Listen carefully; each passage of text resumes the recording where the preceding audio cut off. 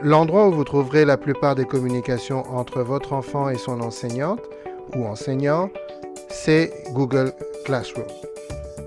Pour y aller, il suffit d'aller dans la gaufre, choisir l'icône de Classroom et vous allez tomber sur la page d'accueil. Il suffit de sélectionner le cours où votre enfant est inscrit et vous allez tomber sur la page du flux. Le flux, c'est tous les événements, toutes les communications, les annotations. Vous allez voir, il y a des travaux et devoirs, des messages de bienvenue de la part de l'enseignant. Et c'est ici aussi que votre enfant peut communiquer avec le restant de sa classe. Il y a le volet très important des travaux et devoirs qui se trouve ici.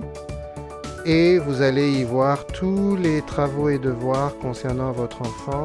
Ils pourraient être classés par ordre chronologique descendant ou selon la classification de l'enseignante ou de l'enseignant. Et ceux-ci peuvent les placer comme ils veulent selon leurs préférences personnelles. Pour voir un devoir, il suffit dans la page des travaux et devoirs d'aller sur le devoir en question, par exemple celui-ci, afficher le devoir et voir ici à gauche les instructions concernant ce devoir. Vous pouvez communiquer avec la classe au complet par rapport à ce devoir ici en bas et en privé avec l'enseignante ou l'enseignant dans cette case ici. Les fichiers concernant le devoir se trouvent ici, donc tous les documents concernant les devoirs. L'élève peut cliquer sur le document pour faire son devoir. Et il ou elle peut remplir son devoir selon les instructions de l'enseignant ou de l'enseignant. Une fois qu'il ou elle a terminé, il suffit d'aller ici à droite de l'écran en haut, à côté du bouton bleu Partager et de cliquer sur Remettre. Classroom va nous demander si nous sommes certains de vouloir rendre le devoir tout de suite. On confirme si on est satisfait de ce que nous avons fait.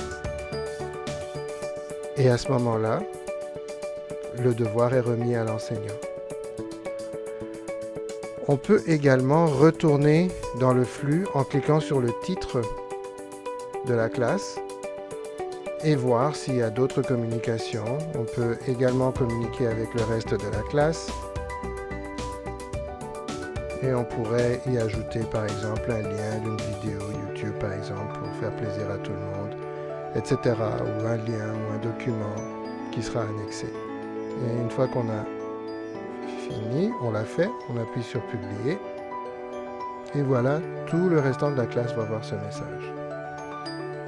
On peut également communiquer avec ses camarades directement par courriel en appuyant sur Participants et en cliquant sur l'enveloppe ici, ce qui nous mènerait à Gmail. Si votre enfant est abonné à plusieurs cours, c'est intéressant d'aller dans les 3 lignes en haut à gauche et d'aller dans Affaires et voir dans toutes les classes où il est inscrit, d'aller voir les différentes choses qui sont à faire. Donc soit ce qui est manquant, vous pourrez voir aussi ce qu'il a terminé, il ou elle.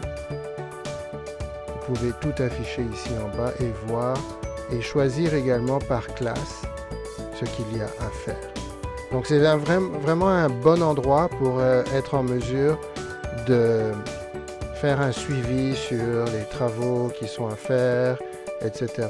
Pour revenir à votre classe, il suffit d'appuyer sur le hamburger et de revenir sur le nom de la classe et vous revenez dans le flux de celle-ci. J'espère que ce tutoriel express vous aura aidé. À la prochaine.